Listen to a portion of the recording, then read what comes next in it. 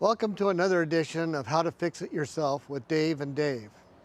So today we're back on the Pathfinder, which we've done different repairs on this one before. Today we're going to deal with something that comes up as cars get older. Now this is a 2001 Pathfinder. It's got 207,000 miles on it. I've kept it in good condition, so I expect to get quite a few more miles on it. But parts begin to get to be a problem, and being able to find parts. So one of the things that tend to go once in a while on these cars is your electrical switches. Now, if you take it to a repair shop or something like that, they'll tell you have to replace the entire switch. Well, you may not be able to get it, and you may find yourself down at a recycle yard or a junk yard, depending upon your age, what you call it, to get a used one that may or may not give you any additional benefits, because you don't know, because it's all electrical. Well, there is a way to refurbish these, and that's what we're going to talk about today. And so for very little money, but just some labor, you can go in and make these work. Now, I do have a problem with this one switch here, which controls this back window. And that is that it'll go down, but it goes down roughly, and I can't get it to go back up using this switch. So I always have to go in and get the switch that's on the door to get it to go back up again. And of course, if you're going down the freeway, that's a little bit of an awkward reach to make it do that. So what we're going to do is we're going to pull this switch out, and I'm going to show you how to recondition the contacts so that we can make this work right. And this works on most any car you run into. I think on some of our previous videos, we've talked about the importance of spraying down your electrical contacts. So this is another episode where we'll show you about that. But this is going to be a little different. It's going to take a little different tack to spray these contacts. In order to service this, it's not difficult. You do not have to pull the door panel off. Now, one comment, in general, when you do electrical work on your car, you should disconnect the battery by pulling the negative terminal. This, we don't need to do that, and I'm not going to do that. That way we can test the different parts as we go. So this just has some clips. Need to get a plastic tool that doesn't mar things underneath, and just start working on it. You'll see it pops loose. And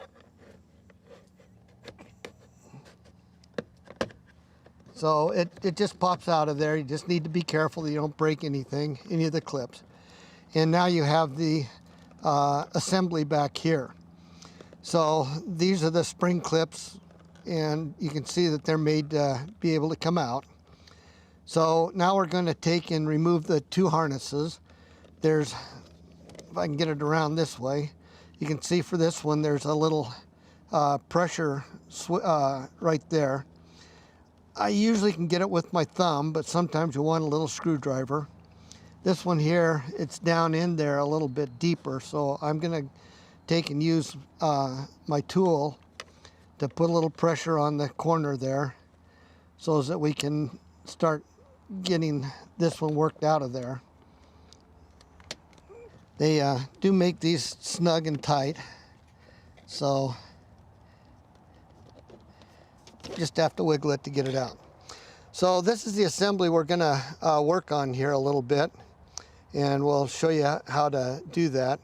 First thing we're going to do is we're going to go ahead and take out these three screws to completely separate it, which you need to do if you're going to entirely replace it. We actually don't need to do that because we're going to just pry these clips out a little bit and pull this center section out. So if you're going to replace it, you need to remove those three screws. I think we're going to just go ahead and leave it in, and we're going to go ahead and just pull this apart. So once you get it out of the car, the easiest way to take the center part out of the casing here, the black casing, is I find using toothpicks, and you know, you've seen some of my other videos. I have a real thing for toothpicks. They're very, very useful. Just stick the toothpicks down by the clips, because there's these 4 clips that need to come loose. So just put the toothpicks down in by the clips, and that way they're all loose and it's easy to now pry your center section out. So you just take and pull it out, and it comes right out really easily, and you haven't broken any clips or anything. So once you get it out, now what you have here is you have a series of switches that are in each of these locations.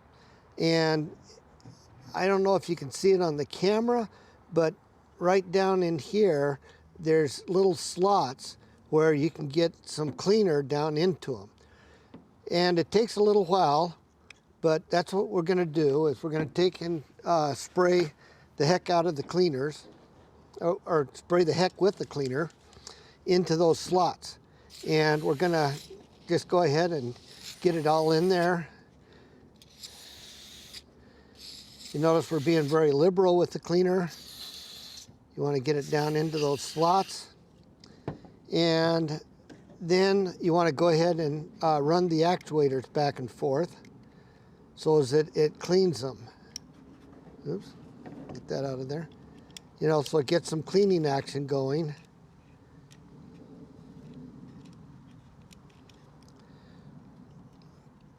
And you'll notice on these back ones here on the windows that there's two of them down there. So you have a bottom one and a top one. Just run your toothpick on those, get a little activity going on each of those.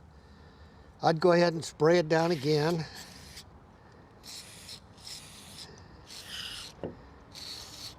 All right, so once you do that, let it sit for a little bit to let the cleaner work. And so we'll come back here in 10 minutes and we'll finish cleaning it up. All right, now that we've let it sit for a little bit, we want to go ahead and get the any excess fluid out of it. So you want to kind of shake it and kind of get the excess fluid out. A lot of it will have evaporated. This stuff evaporates, but you can always help it out with a little can of air. You want to use electronic air like you use on your computers and that. So just go ahead and kind of blow things off, get it cleaned up.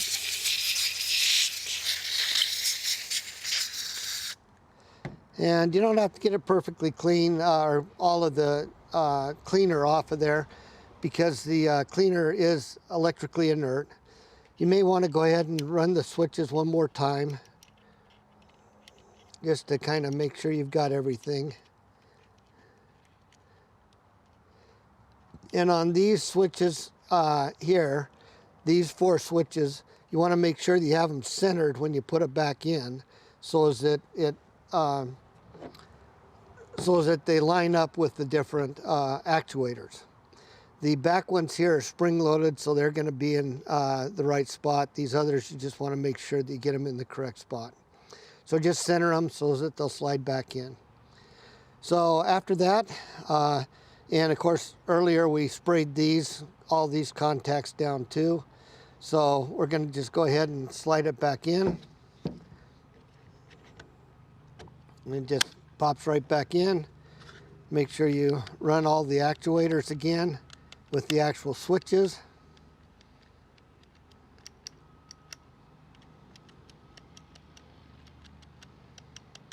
All right, so now we've cleaned it, and now we're just going to put it back into the car.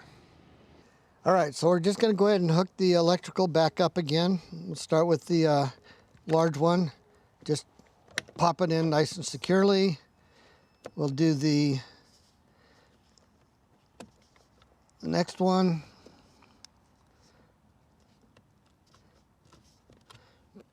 Pop that in nice and securely.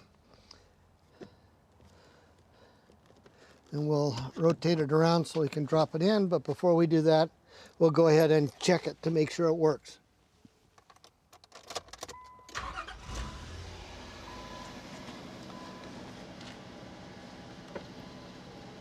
So the window goes down and the window goes back up. Now before you put it back together again or put it back into the door, be sure you make sure it works. And we have now, you may have to operate it a couple of times to get it to get all the lube in there and get it to work right. But if you work it back and forth a little bit, you should be in good shape. All right, so we've tested the switch.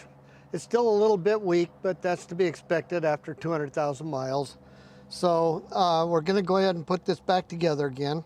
Now, in looking at switches online, you'll notice that you're gonna be paying a couple $100 if you try and replace this switch. And so that's why it's worth going ahead and working with the contact cleaners to get it to work as best as you can. So just pop it back in, and we hope that you found this instructive. This is a principle-based video, so it'll work on any kind of switches that you have. Any of your contacts that have issues, go ahead and use the contact cleaner to help get those working better. Be sure and subscribe, and we appreciate you using the links that we have in our video below. Have a good day.